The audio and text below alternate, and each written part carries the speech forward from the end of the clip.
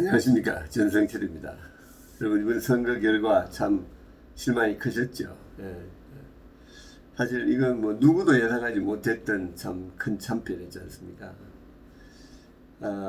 대한민국 역사상 초유의 참패인데, 여러분 아시는 대로 이 세상 모든 불행에는 그 축복의 씨앗이 있다고 그러잖아요. 그죠? 예. 그래서 그 세상에 성공하는 사람들의 공통점은 그 축복의 씨앗을 찾아서 그것을 키워 나감으로써 도리어 그것을 역전시키는, 그게 이제 성공한 사람의 공통점인데, 저는 이번 이 참패에 분명히 확실한 축복의 씨앗이 있다는 생각을 하고 있습니다.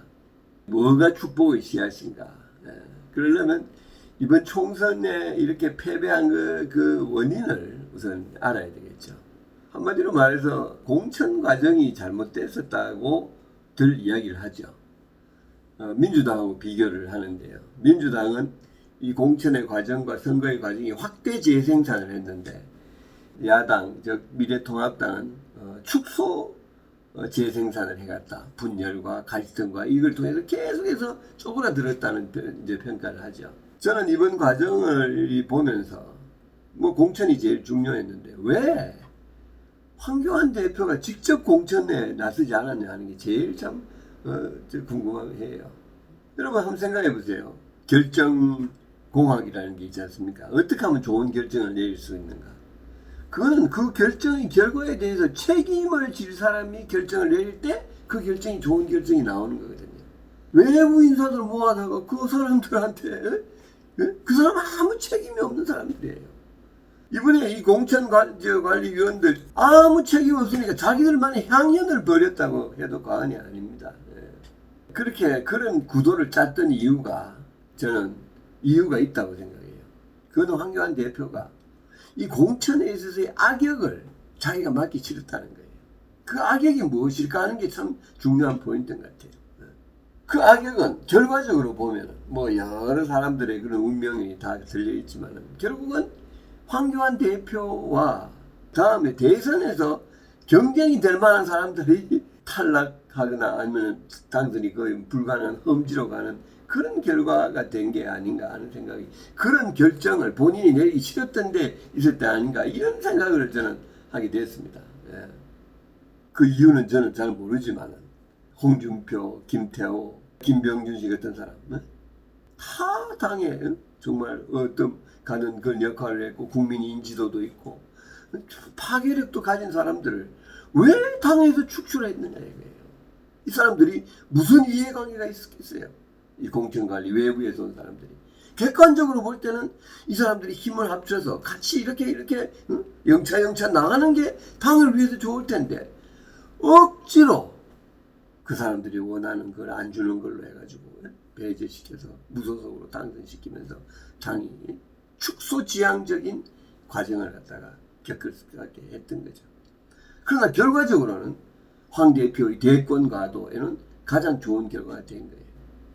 만일 이렇게 참패를 당하지 않았다면 황 대표 그대로 있었을 것이고, 홍준표, 김태호, 김병준 씨 이런 사람 없는 당은 마음대로 주무릴 수 있을 거예요. 오세훈은 이미 대표 경선할 때 한번 이겼으니까. 이런 결과를 낳은 것에 대해서 참 저는 그거는 근원적으로 한번 들여다봐야 된다고 생각했습니다. 이게 뭐냐면 황 대표가 왜 정치를 하게 되었는가, 거기에 대해서 제가 좀 정보가 있어요. 황 대표와 가장 가까운 측근에서부터 제가 직접 들은 이야기입니다. 황 대표는 사실 정치할 사람이 별로 아니죠. 이제 사람이 워낙 점잖고 어떻게 보면 얌전하고 또 독실한 기독교인이고, 근데 이 험한 정치에 나오게 된 이유가 뭘까 사실 궁금하죠. 근데 이 사람이 황 대표에게 이 측근이 이렇게 한번 물었다는 거예요. 그게 재작년 가을입니다. 황 대표가 당대표 경선에 나오기 전에 몇 달 전이에요.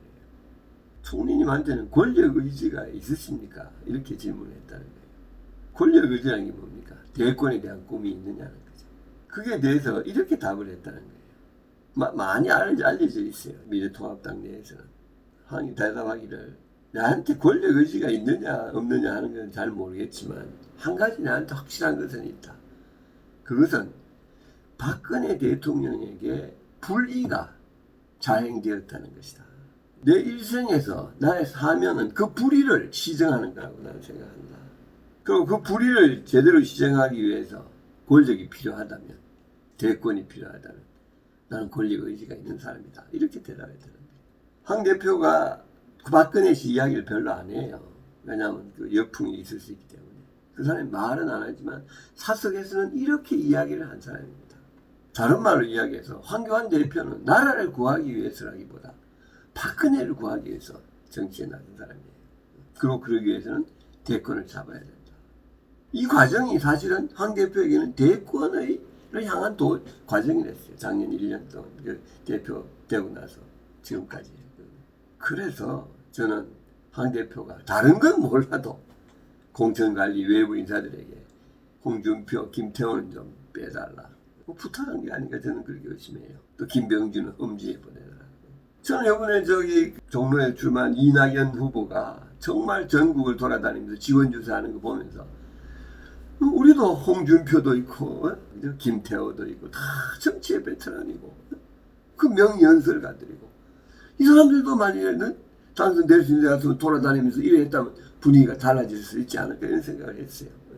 저는 이거는 뭐 추측도 있을 수 있고 그러나 여하튼 결과가 이렇게 됐는데 자 그러면 이 참패가 무엇을 의미하는가를 이제 한번 봐야 될 것 같아요. 한마디로 말해서 이거는 박근혜 파의 완전한 몰락을 의미하는 거죠. 그리고 그것은 미래통합당이 다시 하나가 될 수 있는 근본적인 계기를 마련해 줄 수 있는 사건이다. 이렇게 생각하는 거죠. 사실 미래통합당은 근본적인 딜레마가 있었습니다. 우리나라는 아직도 이 탄핵의 여파가 파동이 아직도 남아 있잖아요. 그래서 그걸 가지고 친박과 비박의 서로 도저히 융합되기 쉽지 않은 그런 대립이 있었던 거죠. 비박은 그 탄핵은 정당성이 있었다고 생각하는 것이고 친박은 절대로 정당성이 없었다고 생각하는데 그건 타협의 여지가 없는 거예요. 그 친박의 괴수가 당의 대표니까 그 숫자에 비해서 어마어마한 힘을 가지게 된 거죠. 만일에 이번에 친박이 선거에서 참패가 없었다면 그래서 황 대표가 체면 차릴 수가 있는 정도가 되었다면 황 대표가 그래서 사퇴를 하지 않았다면 이 당은 영원한 근본적인 갈등과 대립의 그 가운데서 아마 벗어나기가 어렵지 않았을까 그런 생각을 합니다. 다른 말로 당을 불구로 만들었을 가능성. 그럼 이런 말 질문하시는 분이 있을 거예요. 무슨 소리 하냐? 당이라는 건 항상 계파와 집단이 있고 그런 계파 간의 갈등과 대립이 있는 건데 그거 가지고 뭐 그렇게 이야기하느냐고 이야기하시겠지만 하실 수 있죠. 그런데 이 박근혜 씨는 좀 특이한 것 같아요. 왜? 당의 근본 정체성에 관한 문제가 있어요. 친박, 이 박근혜 탄핵을 어떻게 보느냐 하는 것은 한 개인의 정체성. 이 두 정체성이 너무 대립되기 때문에 융합되기가 참 쉽지 않아요. 타협되기가. 그거는 마치 공산주의자와 반공주의자가 한 당을 만들어서 하는 거하고 똑같은 거예요. 근데 그거보다 더 큰 의미는 뭐냐 하면은 밖에 있는 사람들은 압도적으로 비박이거든요. 이번에 소위 친박 정당 두 개가, 그죠? 여러분 아시죠? 우리 공화당하고 친박 신당이 두 개 합쳐서 1.2%밖에 못 얻었어요. 국민으로부터 완전히 외면당하고 있다는 건 뭘 의미하냐면 그 수많은 중도 세력들이 비박이라는 거예요. 압도적인 다수가. 근데 만일에 이 야당, 미래통합당이 친박과 그걸로 해가지고 친박이 기세를 부리는 듯한 인상을 주면 이 중도가 도망가는 거예요. 많은 중도의 압도적인 다수가. 그렇기 때문에 그건 정당으로서 너무나 치명적인 약점이죠. 이 사건이 총선 참패라는 것이 이 친박을 제거하고 대한민국의 보수당이 나름대로 진정한 올바른 이념 정당이 될 수 있는 한 개인에 대한 탄핵이 옳았고 그럴 것 떠나서 진정한 이념적인 그런 문제에 보수의 진정한 영혼에 전념할 수 있는 그런 정당이 될 수 있느냐 하는 것을 가름하는 그런 사건이 됐다고 생각합니다. 이제는 그런 걸 할 수 있는 기반이 쌓였죠.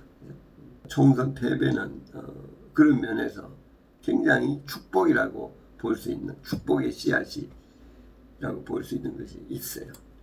우리 국민들이 현명하게 명쾌한 해답을 주시고, 그래서 이제는 깨끗하고 클린한 정당으로서 진정한 보수, 과거가 아니라 탄핵이 옳고 이런 걸 떠나서 저는 이제는 진정하고 순수한 이념 정당으로서 갈 수 있는 하나의 기반이 쌓이지 않았나 이렇게 생각합니다. 그런 면에서 처참한 패배가 필요해졌어요. 왜? 처참한 패배가 아니었으면 황교안 대표가 물러서지 않았을 거예요. 그러면 이 갈등은 도저히 해결될 수가 없었습니다. 희망을 잔뜩 품은 폐허다. 이렇게 이 보수당의 당원들이 생각하시고 이제는 앞을 향해서 정말 새롭게 출발하는 그런 계기를 다 같이 힘을 합쳐서 열심히 만들어 가게 되면 좋겠다 이런 생각을 합니다. 한 나라에 야당이 강하지 않으면 그게 독재 정권하기로 가는 거죠. 그런 면에서 굉장히 중요한 그런 사명을 지금 보수당인 미래통합당이 갖고 있다는 것을 다들 인지하시고 그런 식으로 힘차게 같이 나아갈 수 있게 되기를 축원해 봅니다. 감사합니다.